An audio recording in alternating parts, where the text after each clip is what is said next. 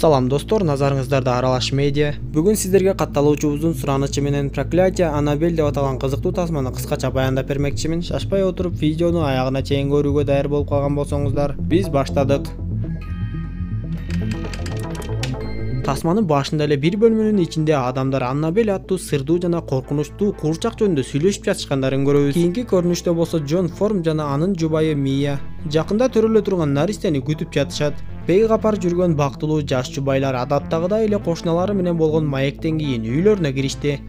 Көпчүлүк учурда иши менен алек болгон Джон Мияга көңүл бурууга убактысы жетпей, ошол себептен жубайынын көңүлү чөгүп жүргөнүн байкады. Качан жубайы көз жарганда ага белек кылып берем деген нерсесин эртерээк эле сатып алып, азыр эле жубайынын көңүлүн көтөрүп коюуну чечти.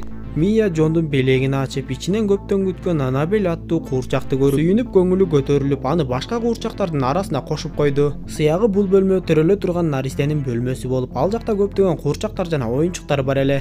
Ошентип ошол түн эле балекеттин баары башталып, түн ортосунда ойгонуп кеткен Мия кошуналарынын үйүнө кимдир бирөөлөр кирип, аларды өлтүрүп жатышканын байкап калды окшойт. Дароо эле Джонду ойготуп, полицияга чалалы деп ызылдаса, Джон кыйраткансып кошунасынын үйүн өзү эле текшерип келүүгө кетип калды. Бир кезде ал жактан чуркап чыккан Джон кошуналардын өлтүрүлгөнүн айтып, тезинен полицияларга кабар бер деп кыйкырды. Анда шашкалактап үйгө кирип, полицияга чала баштаган Мия үйдүн ичинде кимдир бирөөлөрдүн жүргөнүн байкаган деле жок.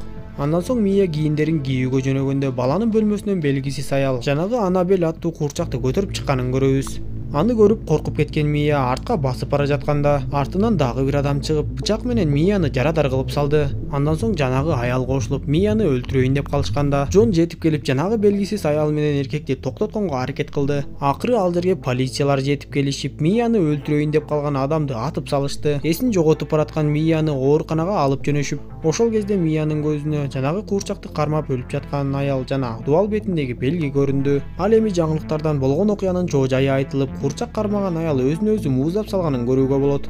Бактыга жараша Мияга жана наристеге эч кандай олуттуу зыян келбептир. Болгону көз жаргыча үйдөн чыкпай, өзүнө күч келтирип кыйналбашы керек. Ошентип ооруканадан келгенден кийин биринчи эле түнү кайрадан кызыктай нерселер боло баштады. Жубойлар түн ортосунда ойгонуп, Джон бөлмөлөрдү текшерип, өзүнөн өзү эле иштеп калган кийим тигүүчү машинаны көрүп, таң калып эле аны өчүрүп койгон соң баланын бөлмөсүндө жерде жаткан Аннабелди алып отургучка отургузуп койду. Эртеси адаттагыдай эле Джон кайрадан жумушка кеткенде, Мия баланын бөлмөсүнөн кызыктай үндөрдү уга баштады. Бөлмөгө кирип баардыгы тынч эле тургандыгын көрүп, Джон жумуштан келгенде ага сөз баштап, бул куурчакты өткөндө өлүп калган аял кармап жүргөн болчу деп айтып, бул куурчактан арылалы деп айтса, Джон дароо эле макул болуп, ал куурчакты таштандыга алып барып салды. Эртеси адаттагыдай эле Джон кайрадан жумушуна кетип, Мия болсо тигүүчүлүгү менен алектенип жатканда, өчүп турган тамак жасоочу меши өзүнөн өзү эле күйүп калганын көрөбүз. Бир кезде өрт чыга баштап, ал нерсени Мия байкаган кезде кеч болуп калган эле. Үйдүн ичи тез эле кышка толуп, Мия үйдөн чыгып кетүүгө аракет кылып жатканда, кандайдыр бир күч анын бутунан тарткандай болду.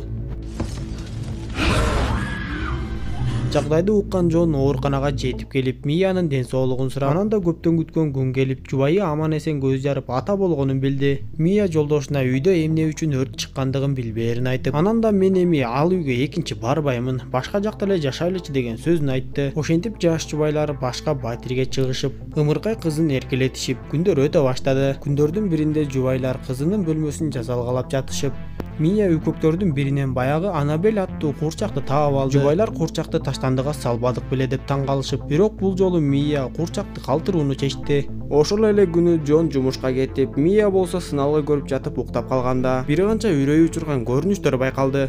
Андан соң кызын алып көчөгө сейилге чыгып, ал жактан Эвелин аттуу китепканачы аял менен таанышып калды. Үйүнө кайтканда дагы бир катар түшүнүксүз жана таң калыштуу кубулуштарга күбө болуп, күнүгө күйөөсү жумушка кеткен сайын ар кандай коркунучтуу окуялар болуп, жин шайтандар көрүнө баштады окшойт. Эми Мия бул нерселер жөнүндө Джонго айтып, ага көп деле ишенбей жаткан Джонго кайра-кайра түшүндүрүп жатып ынандырды окшойт.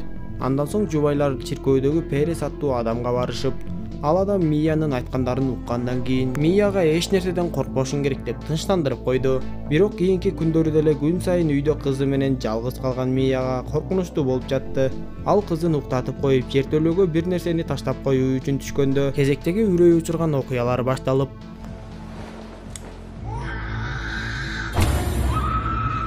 жертөлөөдөн аны белгисиз табышмактуу нерсе кубалап жүрүп отурду. Акыры ал нерседен кутулгандай болуп, ар нерседен шектенген Мия детектив Кларкинди чакырып, баягы өлгөн аял жана ал калтырган белги жөнүндө сурап, ал аял культ аттуу сектага мүчө болгонун аныкташат.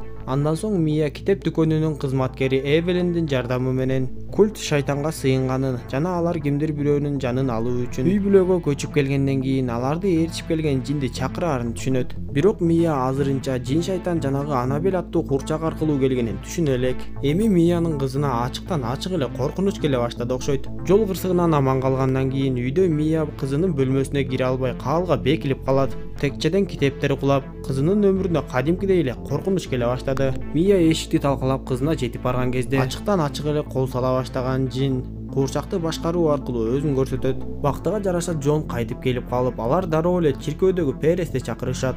Перес аларга жиндер кээде өз максаттарына жетүү үчүн жансыз нерселерге ээ болоорун айтып, жана ал адамдын жанын алмайынча токтобоорун айтат. Бирок Перес куурчактын ичиндеги жинди кантип чыгараарын билбей, аны өзү менен кошо алып кетүүнү чечет. Ал куурчакты түз эле чиркөөгө алып жөнөп, чиркөөгө жетип кирип бара жатканда артынан сөлөкөттөр көрүнүп, бирок Перес токтобостон чиркөөгө кирип жөнөйт. Дал ошол жерден эшикти ачканда катуу күч ага сокку уруп, кансырап жаткан Перестин жанына жанагы сөлөкөт куурчакты алып кетти. Эртеси Джон ооруканада алсыз абалда жаткан Перести көрүп, кечке маал ал эсине келгенде эмне болгондугун сураса, Перес Джонго жиндин аябай күчтүү экендигин айтып, тезинен жубайыңдын жанын барбасаң, ал жубайыңдын жанын алмайынча токтобойт деп айтты. Анда шашылган Джон Мияга телефон чалып, бирок деп сүйлөшкөнчөктө эле байланыш жоголуп кетти. Аңгыча болбой эле коңгуроо кагылып, Мия каалганын көзөнөгүнөн сыртты караса, ал жакта Перестин сөлөкөтү турат. Мия дароо эле эшикти ачып жиберип, бирок ал жакта эч кандай Перес эмес, Перестин сөлөкөтүн жамынган шайтан экенин түшүнүп калды. Бактыга жараша Миянын жанында Эвелин дагы бар эле.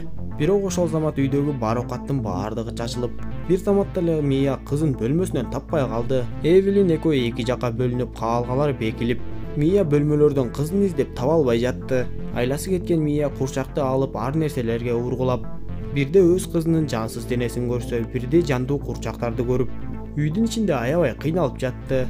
Акыры шайтан азгырып, терезелер ачылып, Мияга белги бергендей болду. Ошол кезде үйгө жетип келген Джон өз ачкычы менен эшикти ачып кирип, колуна куурчакты кармап, терезеден секирүүгө дайынданып жаткан Мияны көрүштү. Джон Миядан мындай кылбоону суранса, Мия Джонго карап, эгер мен секирбесем, кызыбызды бизге кайтарып беришпейт деп айтып, аз эле жерден секирип кеткени калганда Джон аны кармап калууга жетишти. Джон Мияны тынчтандырып жаткан кезде Эвелин курчакты алып терезеге чыгып, бир канча жылдар мурун жол кырсыгынан улам кызынан ажырап калганын эстеп, өзүн күнөөлүү сезип, кызына баргысы келип жатканын айтып, курчак менен бирге секирип кетти. Эвелин ошол жерде жан берип, Мия болсо кызын кучактап отуруп калды. Ошентип ал күндөр дагы өтүп, Джон менен Мия каргыш тийген курчактан да арылышты окшойт. Тасманын аягында каргыш тийген курчак Анабель курчактар дүкөнүндө турганын көрөбүз. Аны көргөн бир аял курчакты дароо эле кымбат баада сатып алып, кызына белек кылуу үчүн үйүнө алып кетип жатканын көрөбүз. Жана ал аялдын кызы тасманын башында көрсөтүлгөндөй, кезектеги коркунучтуу окуялардын түрмөгү башталаарын түшүндүк. Тасма ушундайча соңуна чыгат достор. Видео жаккан болсо мага жакты белгисин басып, досторуңуз менен бөлүшүп койгонду унутпаңыз. Кийинки видеодон көрүшкөнчө саламатта болуңуздар.